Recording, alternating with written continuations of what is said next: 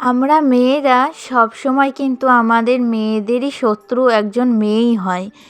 দেখবে যখন আমরা আমাদের সংসারে একটু ভালো থাকি, একটু সুখে থাকি, আর একটা অপর মেয়ে কিন্তু সেটা দেখে একদমই সহ্য করতে পারে না।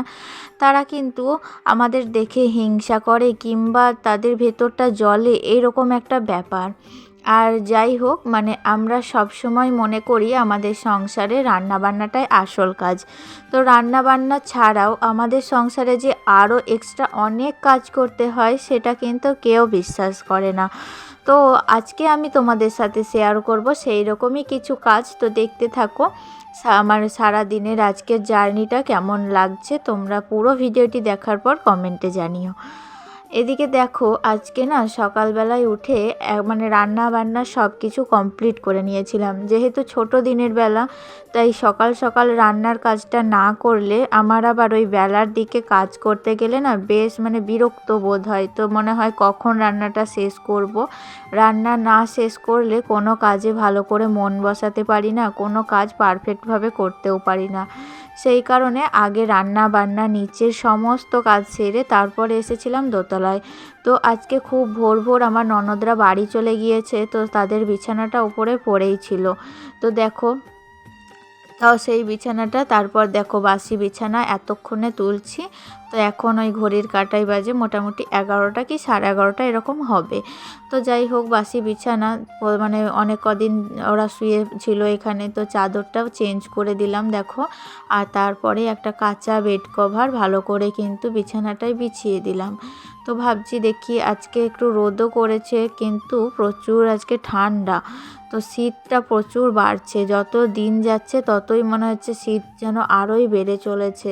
তো যাই হোক, শীতের মতো কাজ করলেও আমাকে কিন্তু বসে থাকলে চলবে না, আমার সংসারের কাজ প্রত্যেকটা করতেই হবে। তো যত বিছানা কাঁথা ছিল সমস্তটা তুলে রাখলাম, দেখতেই পেলে প্রথমেই তুললাম। তো সমস্তটা ভাঁজ করে তুলে রাখলাম, আর তারপরে বিছানাটা ভালো করে একটু ঝেড়ে এদিককার দেখো চৌকিটাও কিন্তু ঝেড়ে ওদিককার চৌকির বেড কভারটাও ভালো করে চেঞ্জ করে নতুন একটা কাঁচা বেড কভার এখানেও পেতে দিলাম। কারণ কি বলতো, অনেক কদিন বাড়িতে অতিথি থাকলে বাড়িঘরে যেরকম অবস্থা হয় আমার বাড়িঘরেরও ঠিক সেই রকমই অবস্থা। আর যেহেতু ননদরা এই ঘরেই থাকতো সব সময়, সেই কারণে আমি খুব একটা এই ঘরে তখন আর অতটা ঢোকাও হতো না, পরিষ্কার ওই তেমন একটা করা হতো না। যেটুকু বাসি ওপর বাসি ঘর যেটুকু ঝাড় মোছা সেইটুকুই আর কি। তো গভীরভাবে কিন্তু ঘরগুলো পরিষ্কার করা তখন একটা সম্ভব হয়নি। হয়তো দেখবে বাড়িতে যদি কোনো আত্মীয় স্বজন আসে তাদেরকে যদি একটা রুম দেওয়া হয়, তো সেই রুমে যদি লোকজন থাকে খুব একটা প্রবেশ আমি করি না। তো যাই হোক, তাদেরকে তাদের মতোভাবে ছেড়ে দিই। তো আজকে তারা সকাল সকাল চলে গিয়েছে, তো খুব ভোর ভোরই গিয়েছিল, যেহেতু 6টা 10-15 মতো বেরিয়ে গিয়েছিল, তখন বাইরে প্রচুর কুয়াশা ছিল। তো আমিও কিন্তু সেই রীতিমতো তখনই উঠে পড়েছিলাম, তারপর কিন্তু আর ঘুমোইনি। দেখলাম যে সকাল তো হয়েই গিয়েছে, আবার শুলে আমারই কাজে দেরি হয়ে যাবে, তো সেই কারণে আর ঘুমোইনি। তো সকাল সকাল দেখো সংসারের কাজ সেরে নিয়েছি, তার সাথে রান্নাবান্নাটাও সেরে নিয়েছিলাম। আর এখন চলে এসেছি দেখো ওপরটাকে একটু ভালোভাবে পরিষ্কার করে গুছিয়ে নেব। তো দেখো প্রথমে বিছানার বেড কভারগুলো মুছে নিলাম, ঝেড়ে নিলাম, তারপরে এদিকে এসেছি ঘরগুলো একটু ঝাড়ু দেবো আর কি। তো ঘরগুলো ঝাড়ু দেওয়া সকালে একবার বাসি ঘর যেটা ঝাড়ু না দিলেই নয় সেটা কিন্তু ঝাড়ু দেওয়া হয়ে গিয়েছে। তো এখন ওই একটু ধুলো পড়লো বিছানার ঝাড়ু মোছ করতে গেলে যেটুকু নোংরা হয়, তো সেই কারণে আরও একবার কিন্তু ঝাড়ু দিয়ে নিচ্ছি।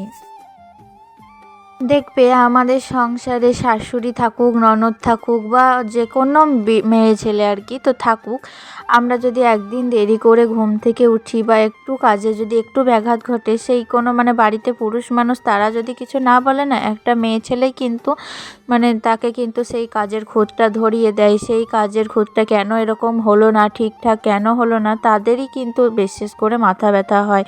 তো তারাই কিন্তু একটা মেয়ের জীবনে অশান্তি বাড়িয়ে দেয়, তারাই কিন্তু তাদের জীবনের সুখ শান্তিটা কেড়ে নিতে সাহায্য করে। তো সেই কারণেই সকালে ওই যে প্রথমে যে কথাটা বলেছিলাম, তো এইটাই হচ্ছে সেই কারণেই কথাটা বলা। কারণ কি বলো তো, একটা মেয়ের দুঃখ কেন বোঝে না বলো তো, তারা তো তাদের আরও বেশি করে বোঝে। বোঝা উচিত যে না, আমরা যেটা পাইনি সেটা কিন্তু আমরা তাকে পেতে দেবো। তো তাদের মানসিকতায় কেন এরকম আসে না? বিশেষ করে আমার সংসারের কথা বলছি না, আমি এমন অনেক সংসার দেখেছি আমার চোখের সামনে, তো তাদেরকেই উল্লেখ করে কিন্তু আমি এই কথাগুলো বলছি।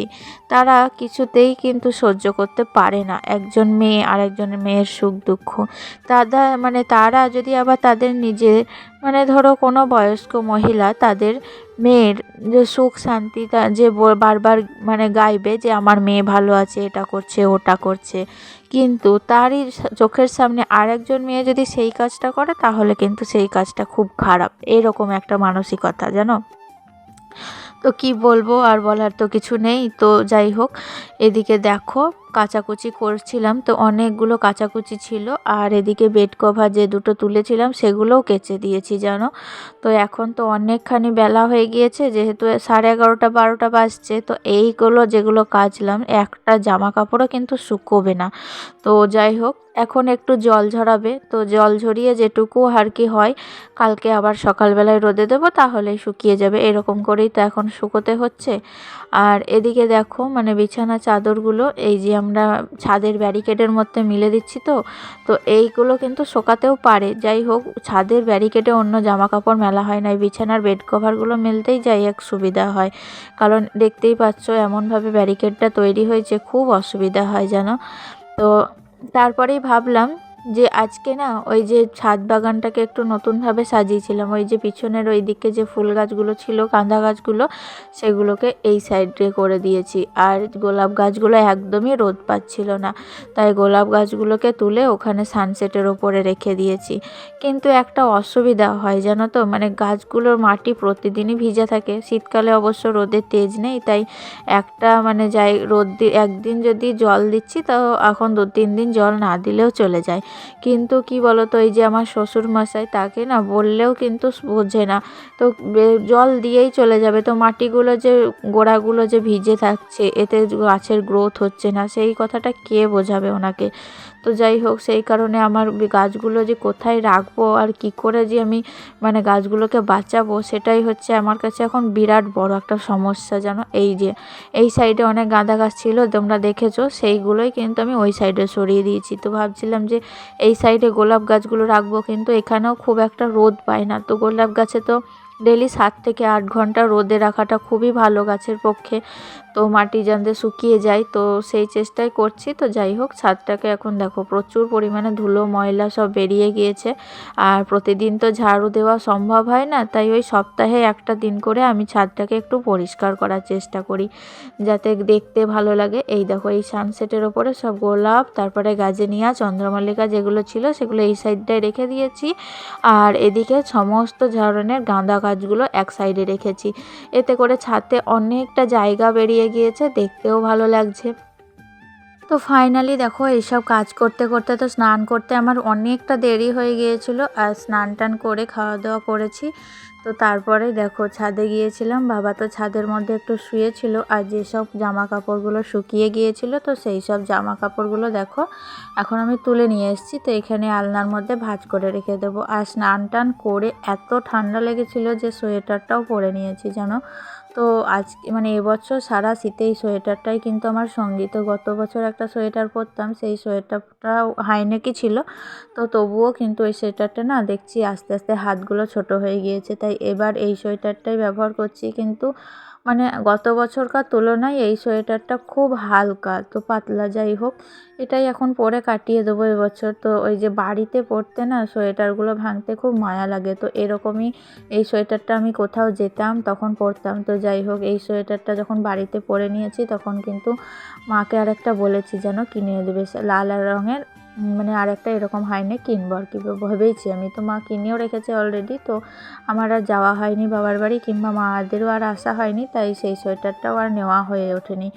তো এদিকে দেখো, আমার কিন্তু সমস্ত জামা কাপড়গুলো গোছানো হয়েছে, আর সকালবেলায় সেই যে জানলাটা খুলে দিয়েছিলাম, তারপর থেকে একটু রোদ খেয়ে নিল।